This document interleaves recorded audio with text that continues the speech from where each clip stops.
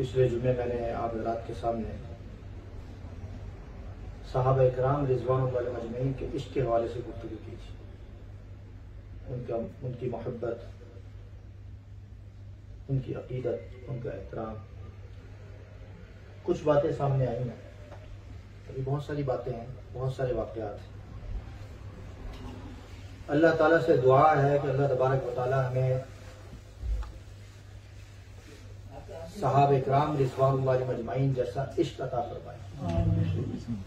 दुआ तो मांग सकते हैं अल्लाह ताला से, अल्लाह तबारक व तआला हमें अता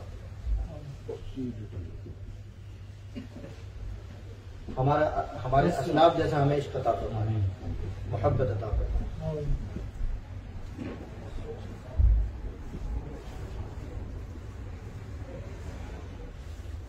अब एक सवाल है आपसे,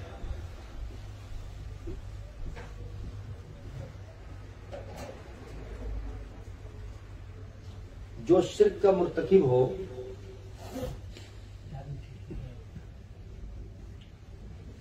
वो मुसलमान हो सकता है? नहीं हो सकता।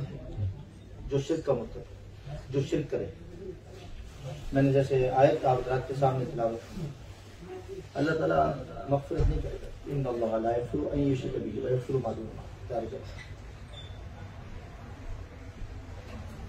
शिर्क कभी माफ नहीं होगा।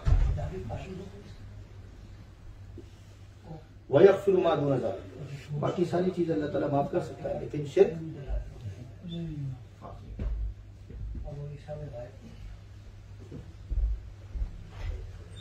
ये तो आम कानून है अल्लाह रब्बुल इज़्ज़त का।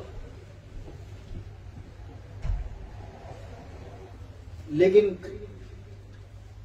कभी ये हो सकता है कि नाउज़ बिल्लाह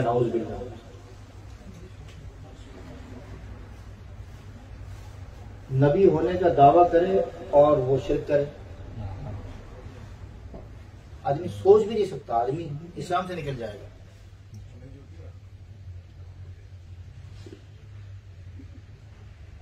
जो नबी होगा वो नहीं करेगा। जो शिर्क करेगा, हम तो कहते हैं कि वो आम आदमी के लिए एक आम कायदा है, नबी तो दूर की बात। नबी करीम सल्लल्लाहु अलैहि वसल्लम के सामने हज़रत जिब्राइल एक दफा आए। इंशाल्लाह फिर ये वाक़या आप के सामने बयान करूंगा।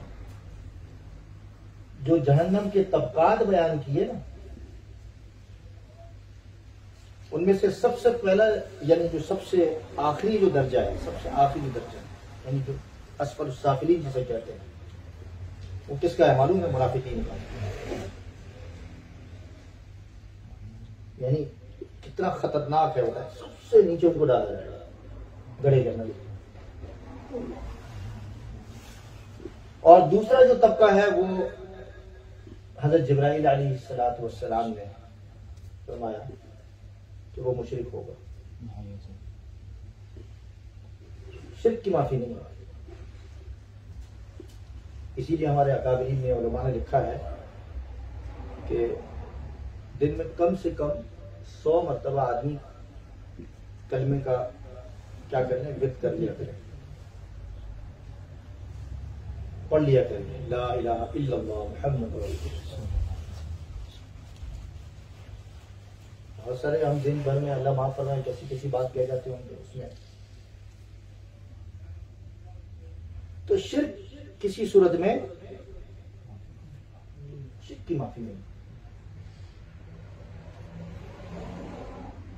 जैसे कि मैंने पिछले दिनों आप हज़रात के सामने एक बात की थी कि एक शख्स बैठा हुआ है, मैं तो उसको यूं कहूंगा कि ऐसा लगता है कि उससे किसी ने खिलौने छीन लिए।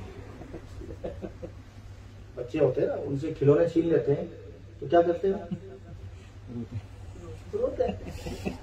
वो जब गुफ्तगू करता है वो इंटरनेट पर, यूट्यूब पर, तो यकीन करें आप कोई भी देख रहा हूँ किसी को, मैं बाहर कह रहा हूँ, उसके नाम लेने की मुझे जरूरत नहीं है। उसने वो जो पिछला जो क्लिप था वो देख लिया।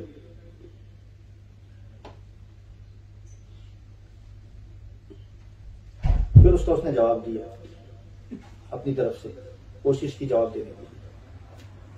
जो बात मैंने पूछी थी उसका जवाब नहीं दिया, जो बात कही थी, जो बात इसने पहले कही थी, फिर उसका मैंने जवाब दिया, उसका जवाब नहीं दिया। मुझे कहता है कि इन्होंने जवाब नहीं दिया। भाई जो बात तुमने कही उसका मैंने जवाब तुम्हें दिया है, उस तरफ आओ, बात उस तरफ होनी चाहिए ना। जो बात तुमने कही हो उसका जवाब दिया, फिर उसका जवाब दो। वो ले गए थे जी को बात दूसरी तरफ करके कि मौलाना सोहेल बाबा बहुत परेशान है मुझसे। तो भाई मैं तो यहाँ बैठा हूँ, मुझे क्या परेशानी? आपको लगता है कि मैं किसी किस्म की परेशानी है मुझे? अल्लाह ने यहाँ आराम से सुकून से बैठाया हुआ है। सारी अल्लाह ने जाते हैं, मिलते हैं लोगों से, सरकारी गैर सरकारी लोगों से मुलाकातें करते हैं, मोहब्बत और प्यार बांटते हैं, सारी दुनिया में जाते हैं। कोई परेशानी नहीं। परेशानी तो उसको कि जो पर्दे के पीछे बैठा हो और सामने ना आया। तो इन लोगों को तो मैं बारहा ये कहता हूँ, अक्सर ये कहा करता हूँ कि भाई ये बातचीत का जो सिलसिला है वो जारी रहना चाहिए। अब बातचीत का सिलसिला, माशाल्लाह जमाल भाई पढ़े लिखे बैठे हैं, ये डॉक्टर साहब आए हैं, बातचीत के सिलसिले को क्या बोलते हैं? एक जमाने में खुतूत लिखे जाते थे, चलो ठीक है, खुतूत लिखे जाते थे, लेकिन जो बातचीत जो मुदल्लल जो बातचीत होती है वो तो बिल मुशाफा होती है ना। किताबें रखी हैं आपके सामने, मेरे पास किताबें सामने रखी है। अब आप पीछे बैठ के पर्दे के पीछे कोई भी किताब आप दिखा सकते हो, सामने वाला तो कोई एतमाद तो नहीं करेगा कि भाई कुछ भी वो कोई सी भी किताब दे दे, कवर को चढ़ा दे। असल बात तो है कि बिल मुशाफा। तो इनके जो बड़े हैं मिर्जा मसरूर साहब, इनसे भी हमने गुजारिश की, सुभान अल्लाह, हमने कहा कि भाई हमें आप बुला लें या आप हमारे पास आ जाए, हम चाय पानी का इंतजाम करेंगे। इनके छोटों को भी कहा, दुनिया के किसी भी जो मिर्जाई हैं उनको हमने बारहा ये बात कही है कि भाई आओ, अल्लाह के वास्ते आ जाओ, बैठ के इस मसले को हल करते हैं। परेशानी हमें नहीं है, इनको पता नहीं क्यों परेशानी है। कहते हैं कि परेशानी ये मौलाना को है या इनके जो उलमा है इनको परेशानी। हमें कहां से परेशानी है? हम तो बैठे हुए सुकून से आपसे कह रहे हैं कि दरखास्त है, तशरीफ लाएं। अगर परेशानी अगर मुझे होती तो मैं छुपता फिर रहा होता, और आपने जो है वो परेशानी का इजहार इस तरह किया अपने तौर पर कि भाई वहां फलाना कभी किसको शिकायत कर दी, कभी किसको शिकायत कर दी, कभी किसको शिकायत कर दी, और उनको हमारे पीछे लगाने की कोशिश की। ये परेशानी है ना कि भाई ये जो है हमारे साथ यूं करते हैं, यूं करते हैं, यूं करते हैं। तो परेशानी हमें कहां से है भाई? हम तो बैठे हैं। जिन लोगों को आपने बताया उनको भी आपने परेशान किया। वो कहते हैं कि यार वो खामखा ये आप पर झूठी बातें, झूठे इल्जाम लगाते। अर्ज ये है कि मिर्जा गुलाम अहमद कादियानी को आप भी कहेंगे इसका नाम क्यों लेते हैं? चलें, आप इसलिए लिया है ताकि आपको मालूम हो कि उसको दस्तों की बीमारी थी और वो हैजे की मौत मरा। तो इल्जाम मौलवी पर, हम पर इल्जाम। मिर्जा गुलाम अहमद कादियानी ने कुरान पर झूठ बोला, इल्जाम मौलवी पर। हदीस पर झूठ बोला, इल्जाम मौलवी पर। तो मौलवी परेशान है, मौलवी परेशान है। हमारे बुजुर्गों पर झूठ बोला, अकाबरीन पर, मुहद्दिसीन पर, सब पर झूठ बोला, इल्जाम मौलवी पर। ये जी मौलवी साहब ये करते। अब मुझे बताएं, इल्जाम मौलवी पर। मोहम्मदी बेगम थी जिसके इश्क में मुब्तला हो गए थे मिर्जा साहब। इसकी तफसील है, मैं उसकी तफसील में नहीं जानता, अजीब किस्म का आदमी, उसके पीछे लग गया। मैं इंशाल्लाह फिर कभी बताऊंगा, एक स्टोरी आप पढ़ लीजिएगा क्यों सजा गई। अब वो मोहम्मदी बेगम से शादी नहीं हुई है तो कसूर हमारा तो नहीं है, हमारा कसूर है भाई। आपकी मिर्जा साहब की शादी नहीं हुई है, उन्होंने पेशन गोई की और अजीब अजीब पेशन गोई। एक आदमी नबी है और नबी होके कहता है कि मेरी शादी इससे होगी, ऐसे कैसे होगा?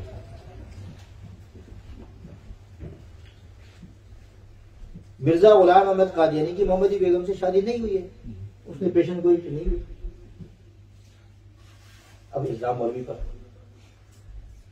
एक उस जमाने में एक अब्दुल्ला आथम एक ईसाई पादरी था, उसके साथ इसने जो है कोशिश की कि भाई कुछ मुनाजरा वगैरह करें।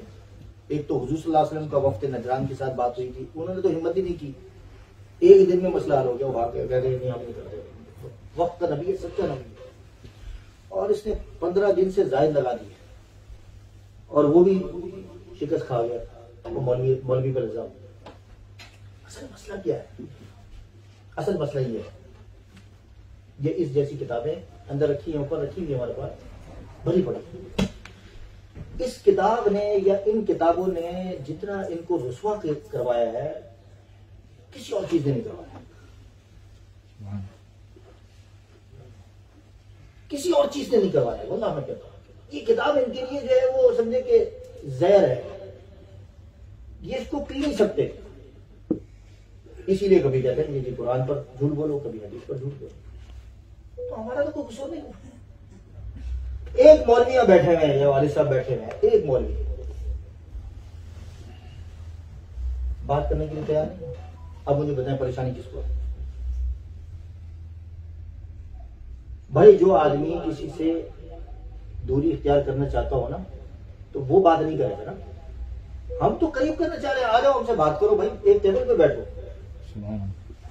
टेबल पर बैठाने के लिए तैयार है, दूर से नहीं, टेबल पर आ जाओ, टेबल पर बैठ के बात करो। टेबल पर बैठने वाला अच्छा होता है या दूर से बात करने वाला, ताने देने वाला, इल्जाम लगाने वाला अच्छा होता है? मुझे बताएं। झूठ बोलने वाला टेबल पर जो बैठा रहा है, चाय का इंतजाम कर रहा है, खाने के अंदर, फिर ये इतनी बड़ी ऑफर हम कर रहे हैं कि भाई हम आपके पास आ जाते हैं, हमें बात करा दो। अल्लाह।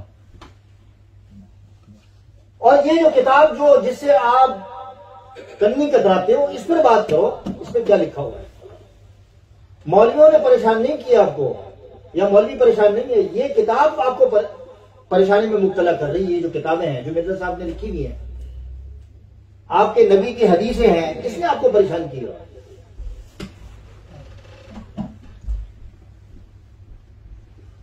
अब जो मैंने बात हज़रात के सामने रखी है, हमारे असलाफ पर इल्जाम लगाते हैं कि ये इनके जो असलाफ है मौलाना सुहेल बाबा के या मौलवी सुहेल बाबा के, वो तो शिर्क करते हैं। अब मुझे बताएं जो शिर्क करते हैं उनका हाल मैं आपके सामने अर्ज करता हूं। मौलाना हुसैन अहमद मदनी रहमतुल्लाह अलैह का नाम सुना होगा, वो तो शेखुल हिंद मौलाना हुसैन अहमद मदनी।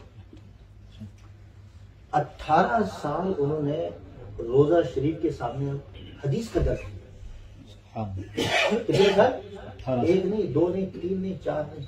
मैं तो अपने बुजुर्गों के बारे में बता रहा हूँ, बाकी पुरानी बात नहीं कर रहा, मैं अभी की बात कर रहा हूँ, जिनके बारे में तुम कहते हो कि ये उनके फॉलोअर है, जैसे तकी उस्मानी साहब का इल्जाम लगा है, या तकी उस्मानी साहब जिनको मानते हैं उन पर बात कर रहे हैं। तो मैं तो उनकी बात कर रहा हूँ, हमारे बड़ों की बात करता हूँ कि 18 साल किसके सामने? रोजा शरीफ। ये रोजा शरीफ है सामने, अब जाते हैं ना सलाम, हमें तो गुजार दिया जाता है, निकलो जल्दी से सलाम पेश करो। 18 साल वहां बैठे हैं, हम क्या कहते हैं? काला काला रसूलुल्लाही, काला काला रसूलुल्लाही सल्लल्लाहु अलैहि वसल्लम। वो क्या कहते थे? काला हादा रसूलुल्लाही सल्लल्लाहु अलैहि वसल्लम। सामने बैठे हैं, ये फरमाते हैं।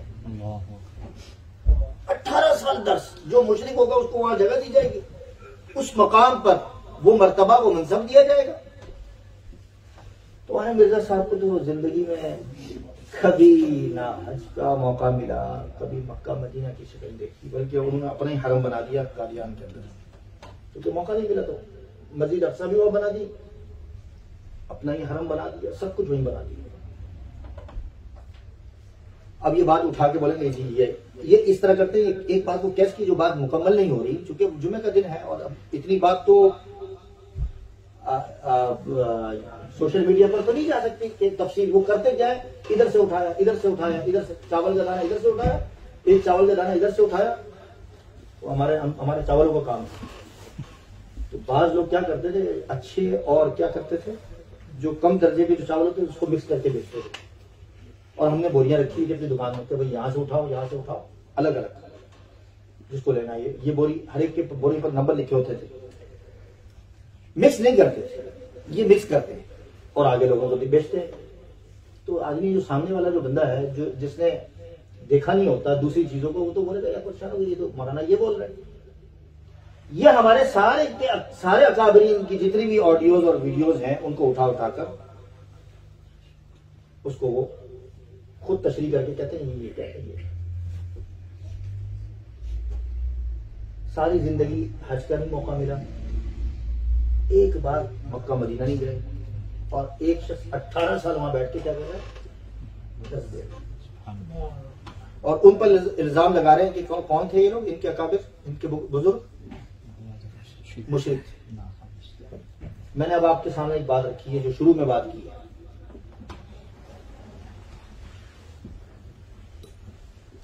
कि मुशरिक की मग़फ़िरत नहीं होती, कुरान का उसूल है। एक शख्स ये बात लिखी है अपनी किताब के अंदर, ये वाली किताब, अब इस किताब की तारीफ मैं खुद नहीं करता, ये इनकी पहली किताब है। कौन सी? इसको कहते हैं कि 23 जिल्दों पर मुश्तमिल है, पहली किताब, इसका नाम रखा है उन्होंने बराहीन अहमदिया। ठीक है, बराहीन अहमदिया। कहा कि हुजूर को बहुत पसंद है ये किताब, हुजूर को सल्लल्लाहु अलैहि वसल्लम को ये किताब बहुत पसंद आई और बड़ी तारीफें की। और ये किताब जो लिखी है, मैंने जो लिखी है, यानी मिर्जा साहब ने जो लिखी है, वो कब लिखी है कि मुझे अल्लाह ताला ने हुक्म दिया।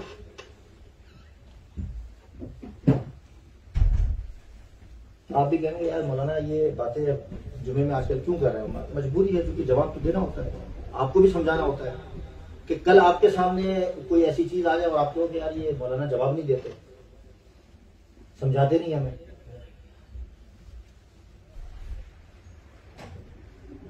तो ये किताब इन्होंने कहा कि हुजूर ने और अल्लाह के हुक्म से लिखी है, और इस्लाम की बहुत बड़ी खिदमत, बड़ी तारीफें, बहुत तारीफें। जो इतनी किताब की तारीफ करे और अल्लाह के हुक्म से लिखी है, हुजूर को पसंद हो, उसमें एक अकीदा लिखा जो मुसलमानों का अकीदा था कि हजरत ईसा अलैहिस्सलाम जिंदा आसमानों पर उठा लिए गए, चले गए, तशरीफ ले गए, और कुर्ब क़यामत ये किताब में लिखा। बाकी आगे मैं तफसील में नहीं जाता। आगे फिर उन्होंने क्या किया जी, आगे ये किया कि जिसने हजरत ईसा अलैहिस्सलाम के, एक मफ़हूम बयान कर रहा हूं, इन्हीं किताबों के अंदर मौजूद है, जिसने हजरत ईसा अलैहिस्सलाम के जिंदा होने का अकीदा रखा, उसने शिर्क अजीम किया। जिसने हजरत ईसा अलैहिस्सलाम के हयात का अकीदा रखा, जिंदा होने का, पूरी इबारत में आपके सामने भी नहीं पेश कर रहा क्योंकि टाइम नहीं है, ये मैं उसमें से सिर्फ मफ़हूम बयान कर रहा हूं कि ये इनकी किताब का ये छोटा सा तराशा जो मैं आपके सामने उसके अल्फाज में पेश कर रहा हूं कि जिसने क्या किया, हजरत ईसा अलैहिस्सलाम के हयात का अकीदा रखा, तो वो क्या है, उसने शिर्क अजीम किया। सारी बातें वो मुश्किल है। अब आप मुझे बताइए कि एक आदमी जो है वो 52 साल तक, जिंदगी के 52 साल तक, और इस किताब के अंदर जो इतनी, यानी मुझे बताएं कि इतनी जानदार किताब, जो खुद कहता है, ये खुद कहता है कि मेरी ये किताब जो है वो हुजूर ने पसंद की, अल्लाह ताला ने पसंद की, और इस किताब के अंदर जो है मैंने ये अकीदा लिखा है कि हजरत ईसा जिंदा है। और फिर आगे कहता है कि वो जिसने क्या किया, हजरत ईसा के हयात का अकीदा रखा।